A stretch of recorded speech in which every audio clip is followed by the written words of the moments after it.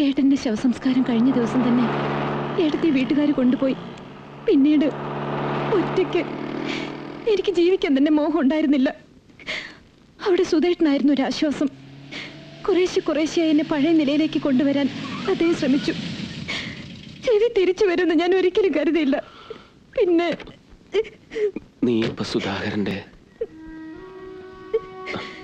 നീ ചെയ്തത് തെറ്റാണെന്ന് ഞാൻ ഒരിക്കലും പറയില്ല, കുറ്റപ്പെടുത്തുകയില്ല.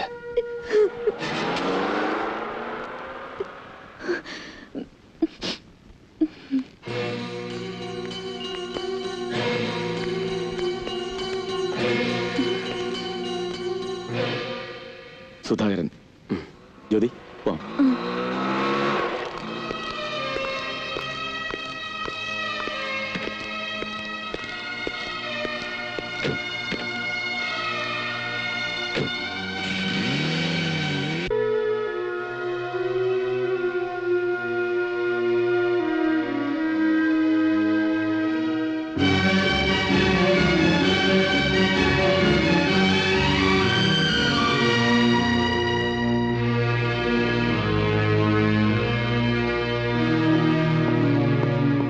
സാർ, CI ദൊര സാർ വന്നിട്ടുണ്ട്, ഒന്ന് കാണുമെന്ന് പറഞ്ഞു.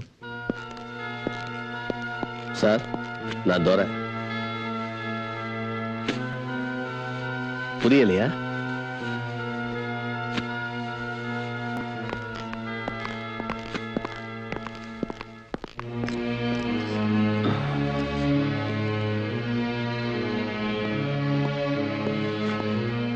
ബഷീർ, CI പോയോ? പോയി സാർ.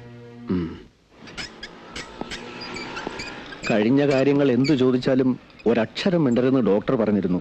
അതുകൊണ്ടാണ് ഞാൻ. എനിക്ക് ബാങ്ക് വരെ ഒന്ന് പോകണം, കുറച്ച് സാധനങ്ങളും വാങ്ങണം. ഒരു ടാക്സി അറേഞ്ച് ചെയ്ത് തരുമോ? തരാം സാർ. DGP ചന്ദ്രശേഖരൻ നായർ ഇപ്പോ?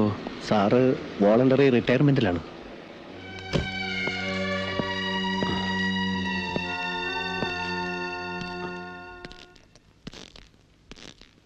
സാറെവിടെ? മുകളിലുണ്ട്.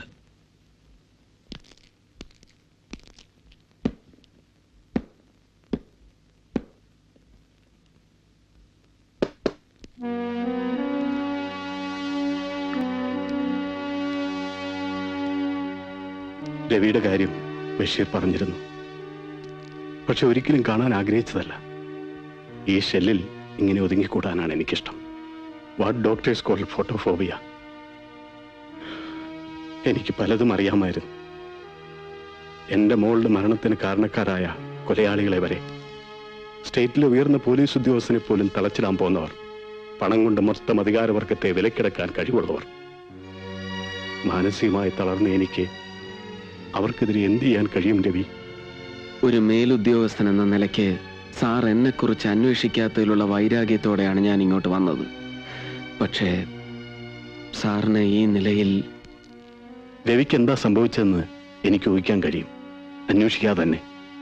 പക്ഷെ ഇപ്പോൾ ഞാൻ ചോദിക്കുന്നു, കഴിഞ്ഞ കാര്യങ്ങളല്ല, ഇനി അങ്ങോട്ട് താൻ എന്താ ഉദ്ദേശിക്കുന്നത്? ഞാനൊന്നും തീരുമാനിച്ചിരുന്നില്ല. വഴിക്ക് ബഷീർ എന്നോടെല്ലാം പറഞ്ഞു. എന്റെ ശത്രുക്കൾ സ്റ്റേറ്റിലെ ലിക്കർ ലോബി മുഴുവൻ പിടിച്ചടക്കിയെന്ന്. സിറ്റിയിലെ ഏറ്റവും വലിയ ഹോട്ടൽ, ഡിസ്കോതേക്ക്, ഗാംബ്ലിംഗ് ഡെൻ, ഈ സിറ്റി ഭരിക്കുന്നത് തന്നെ അവരാണെന്ന്. അതെ, ആ ഹോട്ടലും ഗാംബ്ലിംഗ് ഡെന്നുമൊക്കെ വെറും ഒരു മറ മാത്രം. അതിന് പിന്നിൽ പ്രവർത്തിക്കുന്നത് നാഷണൽ ആൻഡ് ഇന്റർനാഷണൽ റാക്കറ്റ്സ് ആണ്. രവി തിരിച്ചു വന്നെന്നറിഞ്ഞാൽ ചിലപ്പോൾ അവർ വീണ്ടും... അറിയാം സാർ.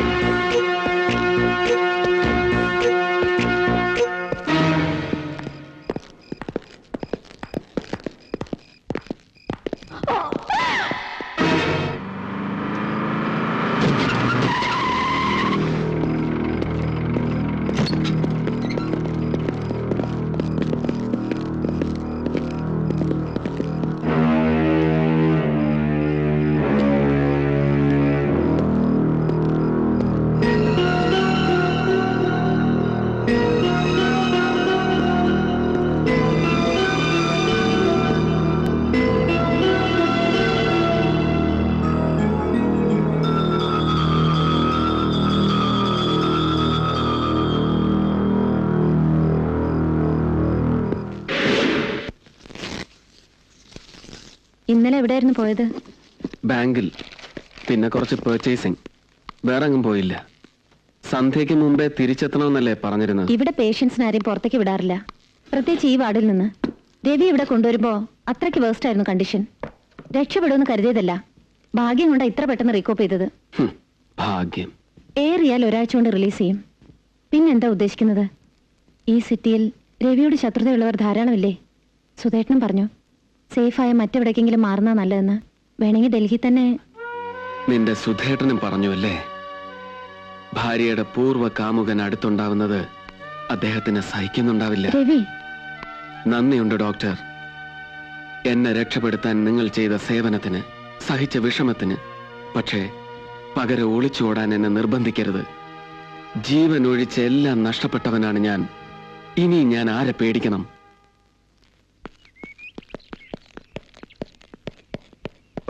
ശരി ராஜா, என்னப்பா?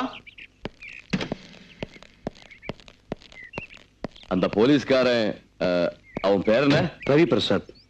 அவன் திரும்பி வந்திருக்கான். திரும்பி வந்திருக்கானா? அன்னைக்கு அவனை தீர்த்து கட்டி இருக்கணும். நீதான் தீர்த்து கட்டுற சாதாரண விஷயம்ப்பா. ஆனா அதை விட பெரிய பனிஷ்மெண்ட் தானா? அவனை பத்தி கவலைப்பட வேண்டாம். அவன் சுயநிலை இல்லாம ஆஸ்பத்திரியில் இருக்கான்னு தெரிஞ்சது, அதை சொன்னேன். That's all. மறுபடியும் அவனால் சர்வீஸ்ல சேரவும் முடியாது, நம்ம ஒன்றும் செய்யவும் முடியாது. சரி சரி, நீ புறப்படு. லேட் ஆச்சுன்னா அப்புறம் ஃபிளைட் மிஸ் பண்ணிடுவேன். சரிப்பா. எங்க போறாரு? டெல்லிக்கு. நம்ம ஹோட்டலோட ஃபாரின் கொலாபரேஷன் சம்பந்தமா பேச போயிட்டு இருக்கா. ஓ,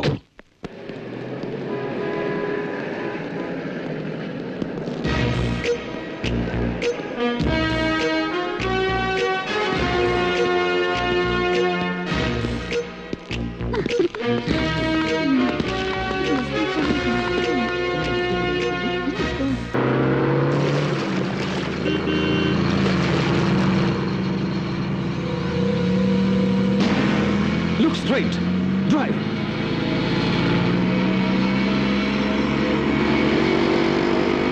Turn left. Stop. ഇറങ്ങടാ.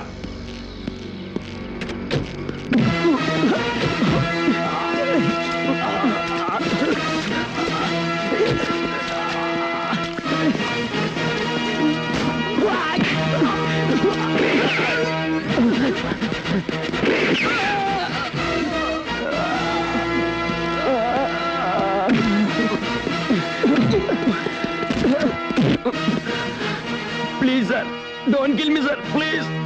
അന്ന് മഞ്ജുവിനെ ചുട്ടുകരിച്ചവരുടെ കൂട്ടത്തിൽ നീ ഉണ്ടായിരുന്നില്ലേ? പറയണം. ഇരുന്ന് ഇല്ല സരത്ത്. എവിടെ ശരത്? தெரியாது. എനിക്കറിയാം, അവൻ മരിച്ചിട്ടില്ല. അന്ന് റെയിൽ പാളത്തിൽ കണ്ട ശവം അവന്റെ അല്ല, അല്ലേ? പറയണം. ഇല്ല. പിന്നെ ആരുടേതായിരുന്നു? സത്യം പറഞ്ഞില്ലെങ്കിൽ നിന്നെ ഞാൻ. രഘു. ഏത് രഘു? ശരത്തോടെ ഡ്രൈവർ ഗോവിന്ദയുടെ മകൻ രഘു. ഗോവിന്ദന്റെ മകൻ രഘു. ശരത്തിന് പകരം അവനെ കൊന്ന് റെയിൽ പാളത്തിലിട്ടു, അല്ലേ?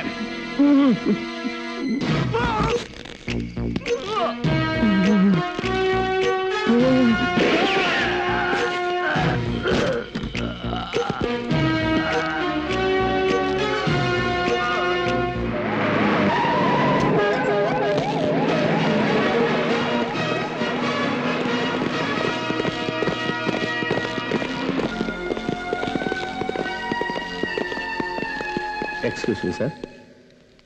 I have to ask you some questions.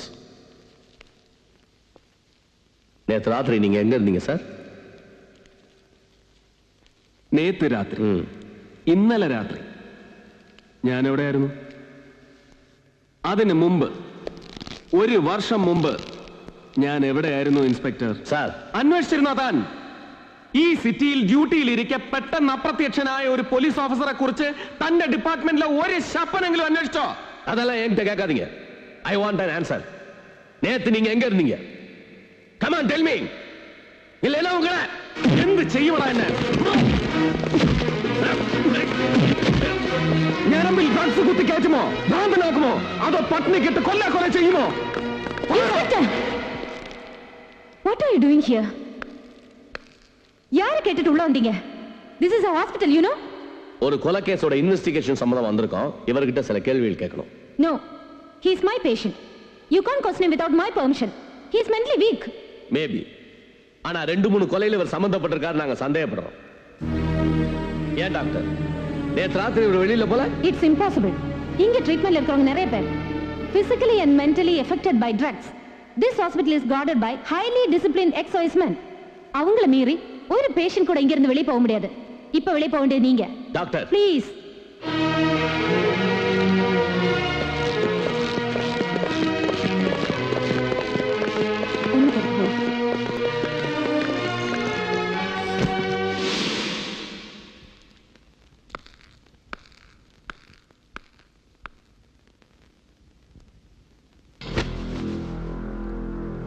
എങ്ങനെ ഇത് പറ്റിയത്?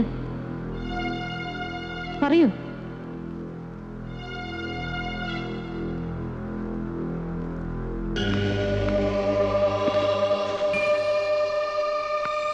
എന്താണിത്? എനിക്ക് ഊഹിക്കാം. ഇന്നലെ രാത്രി നിങ്ങൾ പുറത്തുപോയി. പിന്നെ എന്തുണ്ടായി എന്നതിന്റെ തെളിവല്ലേ നിങ്ങളുടെ കയ്യിലെ മുറിവും ഇതിൽ പുരണ്ട ചെളിയും? പറയണം. പോലീസ് അന്വേഷിച്ചു വന്ന കൊലയാളി നിങ്ങൾ തന്നെയല്ലേ? അതെ. Ravi, how can you do that? പലതും സഹിച്ചവളാണ് ഞാൻ. നടുത്തെരുവിൽ ഉടുതുണി വലിച്ചു കീറി കുണ്ടുകൾ മാനഭംഗപ്പെടുത്തി എന്റെ ഇടത്ത് കൺമുന്നിൽ സ്വയം വെടിവെച്ച് മരിച്ച ഏട്ടൻ. ഇനി രവിയെ കൂടി ആ ദുരന്തത്തിലേക്ക് എടുത്തു ചാടാൻ ഞാൻ അനുവദിക്കില്ല. വേണ്ട രവി. എങ്കിൽ എന്നെ ആ പഴയ സ്ഥിതിയിലാക്കി തരൂ. ലഹരിയിൽ മയങ്ങി കഴിഞ്ഞതൊന്നും ഓർക്കാനാവാതെ ഒരു ഭ്രാന്തനെ പോലെ തെരുവിൽ അലഞ്ഞ എന്നെ ആ പഴയ അവസ്ഥയിലേക്ക് തിരിച്ചു കൊണ്ടുപോ. രവി, അല്ലാതെ പറ്റില്ല. സ്വബുദ്ധിയോടെ എല്ലാം മറന്ന് ജീവിക്കാനാവില്ല. Do you know how much I suffered? How much they tortured me? അവരെ വെറുതെ വിട്ട് ഞാൻ ഇതിനകത്ത് അടങ്ങി കഴിയുമെന്ന് നീ കരുതണ്ട. എല്ലാം അറിഞ്ഞുകൊണ്ട് ഒരു കൊലയാളി ഈ മുറിയിൽ ഒളിച്ചു പാർക്കാൻ ഞാൻ അനുവദിക്കണമെന്നാണോ? വേണ്ട. അങ്ങനെ ഒരു ദുഷ്പേര് ഈ സ്ഥാപനത്തിനുണ്ടാവരുത്. നിനക്കും.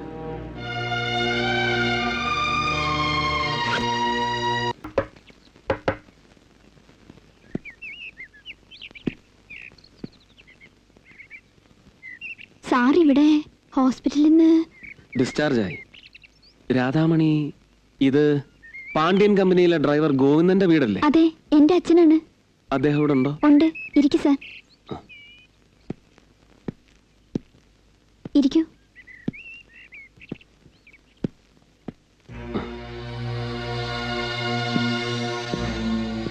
ഇത് ബ്രദറാണ്? അതെ. രഘു അല്ലേ? ഇപ്പൊ എവിടെയുണ്ട്? ദുബായില്. അച്ഛനെ കാണാനാ. രഘു ഇപ്പൊ എന്ത് ചെയ്യുന്നു? അച്ഛന്റെ മുതലാളിയുടെ ഒരു ടെക്സ്റ്റൈൽ ഷോറൂമിൽ ജോലിയാണ്. അച്ഛാ, ഇദ്ദേഹം എനിക്കറിയാ, ഇവിടെ പോലീസ് ഓഫീസറായിരുന്ന ആളല്ലേ? അതെ. നിങ്ങളുടെ മകൻ ഗൾഫിൽ പോയിട്ട് 1 വർഷം കഴിഞ്ഞു അല്ലേ? അതിനിടയ്ക്ക് എപ്പോഴെങ്കിലും വന്നിട്ടുണ്ടോ? ഇല്ല. അയാളുടെ കൈപ്പടയിൽ വല്ല കത്തുകളും? ഇല്ല. മാസം മാസം പണം വരാറുണ്ട്. ആളില്ലെങ്കിലും പണം അയക്കാമല്ലോ. സാറെന്താ അങ്ങനെ പറയുന്നത്? രഘു ഇവിടെ ഇല്ലെന്നോ? പിന്നെ രഘു എവിടെ പോയി? നിങ്ങൾ പറയണം. പാണ്ഡ്യന്റെ 2ാമത്തെ മകൻ ശരത് മരിച്ചിട്ടില്ലെന്ന് ഉറപ്പായി വിശ്വസിക്കുന്നവനാണ് ഞാൻ. ശരിയല്ലേ? അവൻ ജീവിച്ചിരിപ്പില്ലേ? എനിക്കൊന്നും അറിയില്ല. സത്യം നിങ്ങൾക്കറിയാം. പേടിയുണ്ടെങ്കിൽ പറയണ്ട. ഒരു കാര്യം ഓർത്തോളൂ. ശരത്തിന് പകരം അന്ന് ആ റെയിൽപാളത്തിൽ കണ്ട ശവം മറ്റാരുടെ ആണല്ലോ. രൂപത്തിലും പ്രായത്തിലും ശരത്തിനെ പോലെ തോന്നിപ്പിക്കുന്ന ഒരാളുടെ. അതാരതാണ്? അത് രഘു ആയിരുന്നെന്നാണോ പറഞ്ഞു വരുന്നത്? ഞാനൊന്നും ഉറപ്പിച്ച് പറഞ്ഞില്ലല്ലോ. സത്യം നിങ്ങൾ തന്നെ അന്വേഷിച്ചറിയൂ. പക്ഷേ രഹസ്യമായി വേണം. മകനെ കുറിച്ചൊരു സംശയം നിങ്ങൾക്കുണ്ടെന്നറിഞ്ഞാൽ പിന്നെ നിങ്ങളും മകനെ പോലെ. സാർ, എനിക്ക് എന്റെ മോൻ. ഞാൻ പറഞ്ഞില്ലേ, ഒന്നും അറിഞ്ഞതായി ഭാവിക്കരുത്. ഇത് ഞാൻ താമസിക്കുന്ന സ്ഥലത്തിന്റെ വിലാസമാണ്, ഫോൺ നമ്പർ. മറ്റാരെ അറിയിക്കരുത്. ആവശ്യം വരുമ്പോ നിങ്ങൾക്ക് എന്നെ വന്ന് കാണാം.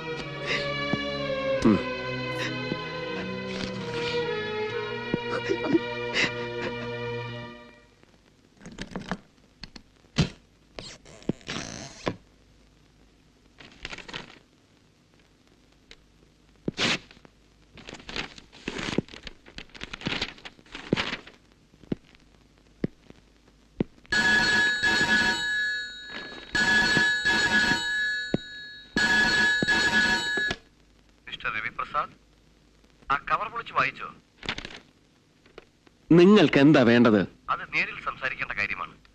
പുറത്ത് റോഡിലേക്ക് നോക്കൂ. എന്റെ വാൻ നിർത്തിയിട്ടുണ്ട്. TN01 E0403. Please come.